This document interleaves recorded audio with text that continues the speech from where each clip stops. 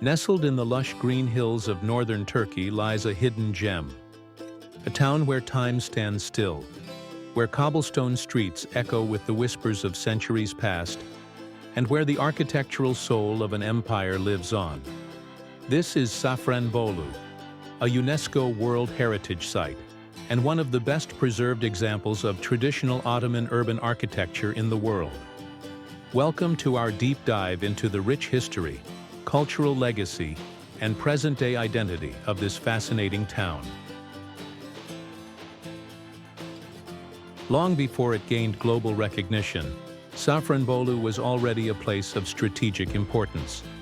The town's history dates back over 3,000 years. It was originally settled by the Hittites and later came under the control of the Phrygians, Lydians, Persians, Romans, Byzantines, Seljuks, and eventually the Ottomans. Its location along the ancient trade route between the east and the west made Safranbolu a vital stop for caravans transporting goods such as silk, spices, and of course, saffron, the precious spice that gave the town its name.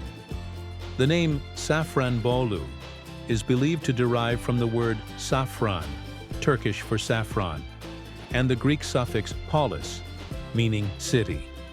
At one point, this town was among the few places in the world where saffron was cultivated, making it both economically and culturally significant.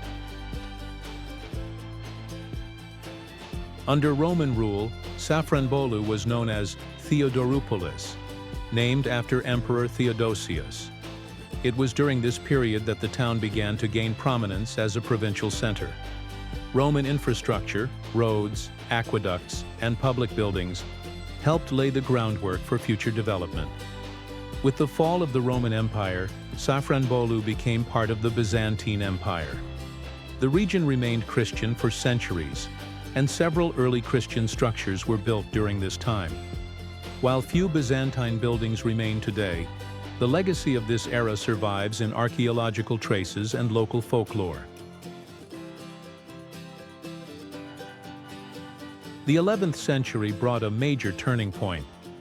The Seljuks, a Turkic dynasty from Central Asia, began expanding into Anatolia. Safranbolu fell under their control after the Battle of Manzikert in 1071. With the Seljuk era came a wave of Islamic architecture, including caravanserais and mosques.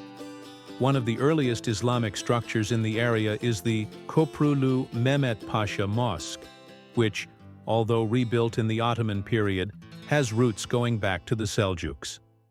Under the Seljuks, the town flourished as a center for trade, religion, and culture, setting the stage for its golden era under the Ottomans. It was during the Ottoman period, especially from the 17th to the 19th centuries, that Safranbolu reached the pinnacle of its prosperity. The town became a prominent administrative and commercial center in the western Black Sea region. Safranbolu's wealth came primarily from its location on the Silk Road and its highly organized artisan community. Crafts such as leather tanning, blacksmithing, woodworking, copper work, and most notably, saffron farming thrived here. But the most lasting legacy of this era is the town's architecture. These Ottoman mansions, known as konaks, were meticulously designed to reflect both function and aesthetic. They feature wide eaves, intricately carved wooden interiors, and thoughtful spatial arrangements that respect privacy and family structure. The houses were built using natural materials: stone, wood, and adobe. Today, over 1,000 of these structures are protected, making Safranbolu a living museum. Another hallmark of the Ottoman legacy is the city's masterfully planned urban structure. The town is divided into two main sections: the historical market area, or Çarşı, and the more residential Bağlar district, where affluent families spent their summers. What makes Safranbolu truly special is how it embodies the multicultural and multi-religious fabric of the Ottoman Empire. Muslims, Christians, and Jews lived side by side. While predominantly Turkish Muslim, the town also had significant Greek and Armenian communities. Religious tolerance allowed for the construction of both mosques and churches. Though many Christian structures did not survive intact, some were repurposed as cultural centers or restored in recent years. This diversity also influenced culinary traditions, music, and social customs. Safranbolu's cuisine, for example, blends Central Anatolian staples with unique regional flavors. Local dishes such as pierogi, stuffed pastries similar to ravioli, and saffron-infused rice continue to be popular today. By the early 20th century, Safranbolu began to lose its commercial importance. The rise of railways and the shift of trade routes away from the town caused a significant economic downturn. Families began migrating to larger cities like Istanbul and Ankara for better opportunities. As a result, many of the traditional houses fell into disrepair, and the town slowly faded from the national spotlight. Yet this period of stagnation had an unintended benefit. It protected the town from the rapid modernization that swept through much of Turkey. Unlike other towns that were rebuilt or transformed, Safranbolu remained largely untouched. The preservation of Safranbolu's architectural heritage gained momentum in the 1970s.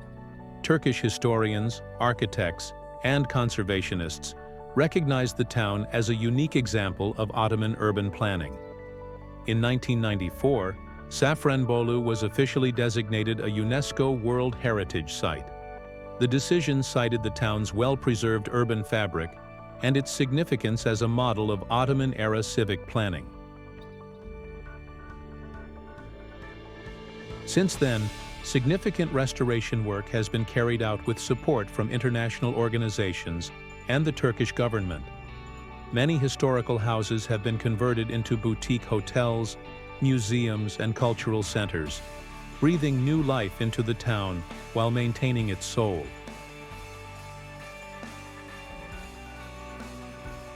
Today, Safranbolu is a thriving heritage town that welcomes hundreds of thousands of visitors each year. It stands as a rare example of a place where history isn't just preserved, it's lived. The town's economy now revolves around tourism, saffron cultivation, and traditional crafts. Visitors can stroll through the Arasta Bazaar, taste saffron-flavored Turkish delight, and stay in beautifully restored Ottoman mansions. Annual festivals, such as the Saffron Harvest Festival and the Safranbolu Cultural Days, celebrate the town's legacy and engage both locals and tourists in a shared appreciation of its history. Educational institutions, particularly departments of architecture and cultural preservation, use Safranbolu as a case study. The town is seen as a national treasure and a model for sustainable tourism.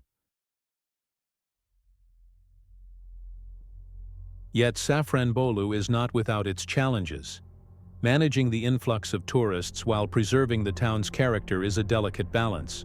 Climate change and urban pressure threaten its fragile structures. Furthermore, the younger generation often migrates to larger cities, creating concerns about the long-term sustainability of traditional livelihoods. But initiatives are underway. Local NGOs and municipal authorities are working together to promote ecotourism, craft training programs, and youth engagement in heritage conservation. The town's story is far from over. In fact, Safranbolu continues to write new chapters that blend the past with the present in a harmony rarely seen in the modern world. Safranbolu is more than just a town. It is a living archive, a cultural monument, and a bridge between centuries.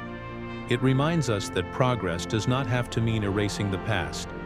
In a rapidly changing world, places like Safranbolu offer something invaluable: continuity, beauty, and the wisdom of ages. Thank you for joining us on this journey through time. I also launched a membership program for the channel. This is helping me to motivate myself to make and share new videos. Don't forget to like, share, and subscribe for more stories from the crossroads of history and heritage.